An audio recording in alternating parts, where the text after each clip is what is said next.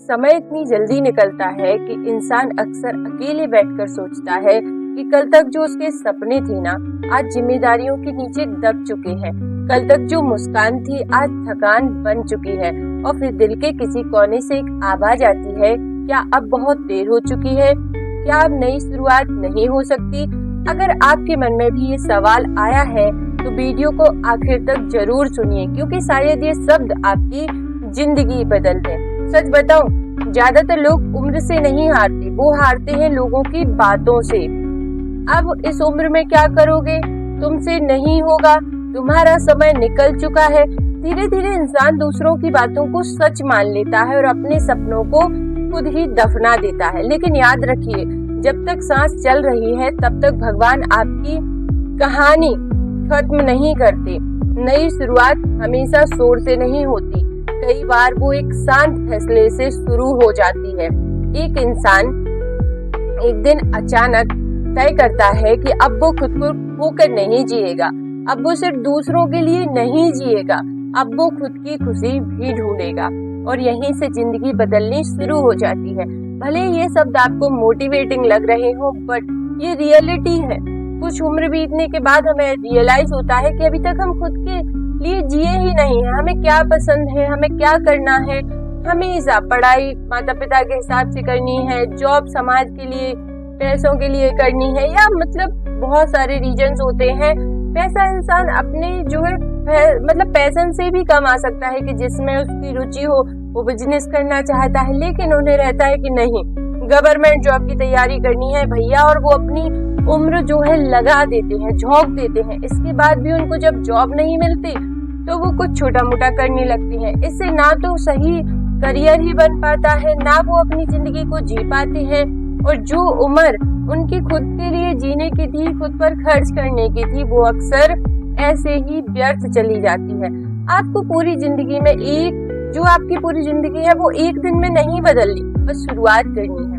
अगर आप बहुत टूट चुके हो तो खुद को समय दो।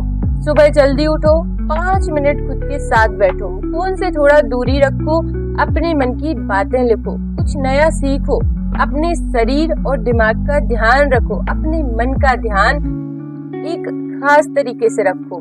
ये छोटी छोटी आदतें ही धीरे धीरे इंसान को अंदर से मजबूत बनाती हैं।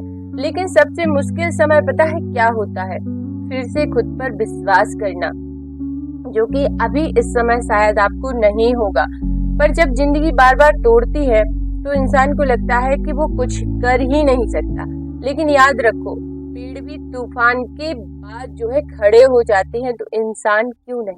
कई लोग सोचते हैं काश मैंने शुरुआत पहले कर ली होती, लेकिन जिंदगी में सही समय वही होता है जब उसको लगता है कि मैं अभी से शुरुआत कर सकता हूँ। यकीन मानो, खुद की जीने की शुरुआत अभी से हो सकती है। अगर आज आपको महसूस हो रहा है कि आप खुद को बदलना चाहते हो, तो समझ जाइए यही सही समय है। और एक बात हमेशा याद रखना, दूसरों से अपनी जिंदगी कंपेयर बिल्कुल नहीं करना।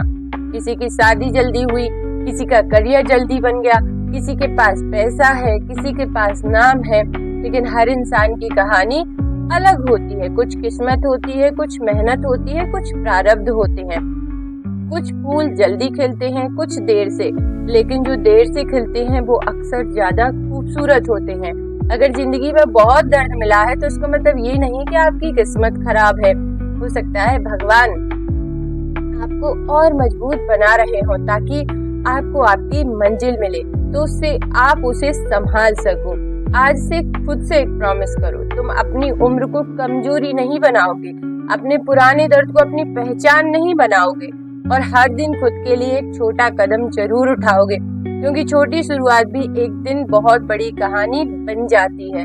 कई लोगों को मैंने देखा है, वो अपने परिवार के लिए सुबह से जॉब करते हैं शाम तक, और जहाँ वो जॉब करते हैं जाने कैसी कैसी बातें करते हैं।